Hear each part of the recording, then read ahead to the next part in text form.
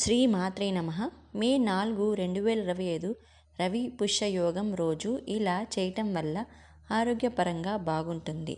ఆదివారం పుష్య నక్షత్రం వస్తే రవి పుష్యయోగం, అలాగే గురువారం పుష్య నక్షత్రం వస్తే గురు పుష్యయోగంగా భావిస్తారు. మే 4 రవి పుష్యయోగం. రవి అంటే సూర్యుడు. సూర్యుడికి సంబంధించి ఆదిత్య హృదయం 3 సార్లు చదివితే చాలు, 30 సార్లు చదివినంత. ఆరోగ్యపరంగా చాలా బాగుంటుంది ఇలా చేయటం వల్ల.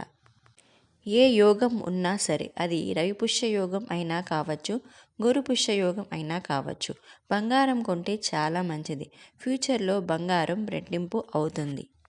రవి పుష్యయోగం రోజు అద్దె ఇంటికి మారటం వల్ల వెళ్ళిన ఇంట్లో బాగా కలిసి వస్తుంది. అలాగే గృహప్రవేశంకి కూడా చాలా మంచిది. కానీ ముఖ్యమైన విషయం ఏంటంటే గమనించదగినది, రవి పుష్యయోగం రోజునే కత్తెర ప్రారంభం అయ్యింది. ఆ రోజు గృహప్రవేశాలు చేయకూడదు. మరీ ముఖ్యమైతే ఆ రోజున రవి పుష్యయోగం కూడా కలిసి వచ్చింది కాబట్టి గృహప్రవేశం చేసుకోవచ్చు.